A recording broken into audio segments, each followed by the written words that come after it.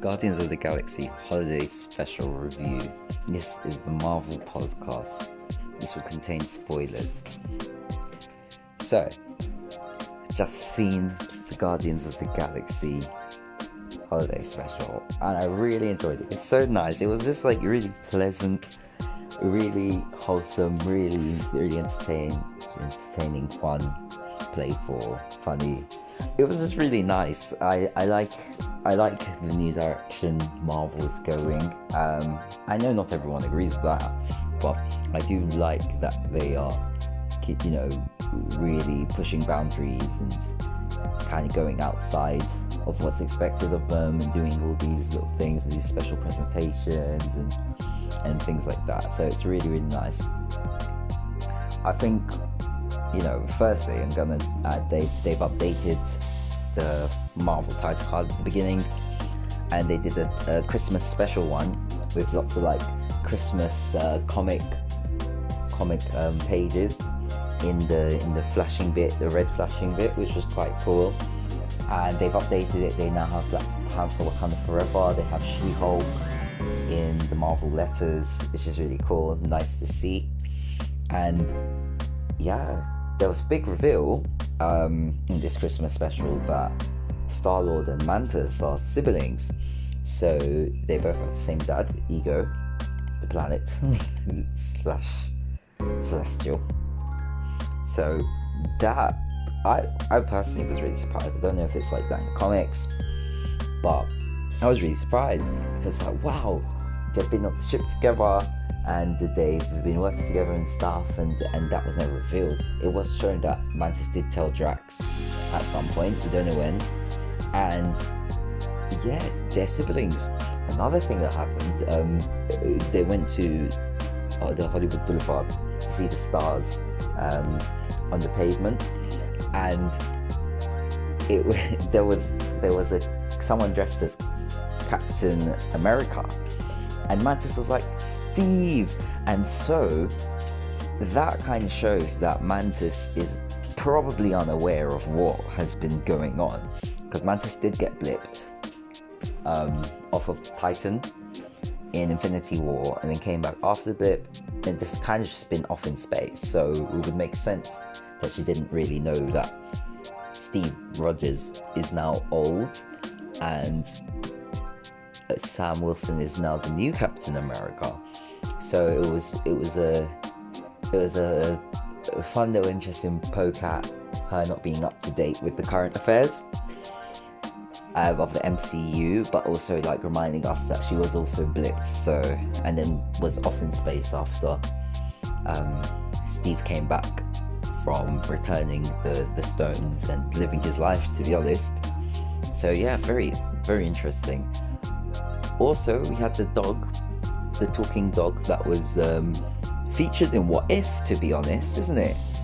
And was in the collector's space, and now nowhere the celestial head that got cut off and that's in space, where Thor forged his new weapon, Stormbreaker. That's now a town, a little city. The Guardians of the Galaxy have done it up, which is interesting because obviously Thor was probably a part of doing that because they were traveling together after Endgame, so he probably went there as well and helped start building it back up before he came back for Thor Love and Thunder. So that's very interesting. It's showing a lot of things kind of happening in the background that weren't necessarily main plot lines, but they still had importance and were happening and were going on. So that's very interesting. Very interesting as far as I'm concerned. But yeah, like, it was really nice. Obviously they had Kevin Bacon, who is a real life star, and they kept poking fun at actors, which is really funny and ironic because obviously everyone is an actor in there because that's literally what they're doing. So there were a few like little meta jokes, even names, Kragan getting the gift of him holding a model of himself, holding a model of himself, and holding a model of himself. So that was pretty cool. Yeah. I thought overall it was really enjoyable, definitely worth a watch. It's definitely something for the Christmas season that I can imagine people will watch every year.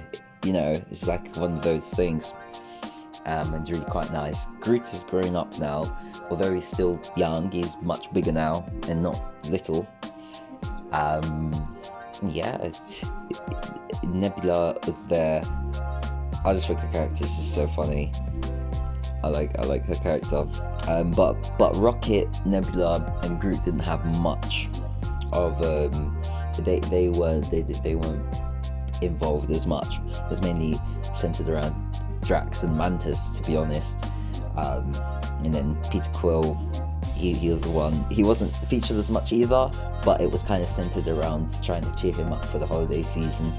And I believe this is the first MCU. Oh no, it will be the second, to be fair.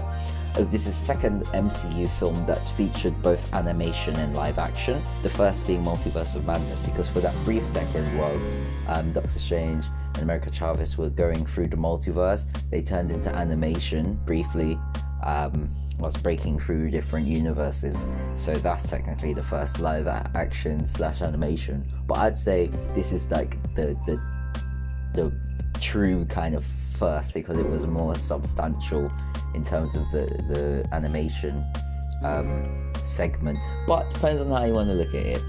But yes, so I'd say definitely go watch it. Really awesome, really enjoyable, and yeah, just pleasant for the season.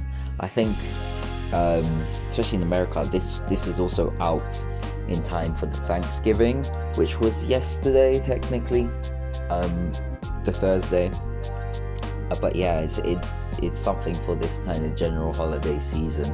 So it's pretty nice. It's pretty cool that Marvel did something like this. Obviously, like last year they had Hawkeye, which was a whole series, and I really liked Hawkeye, and that was quite Christmassy and festive. And then many years back now, 9 years ago, we had Iron Man 3, which also had a bit of a festive vibe as well. And yeah, that's where my references for that stop. But yes, thank you for listening.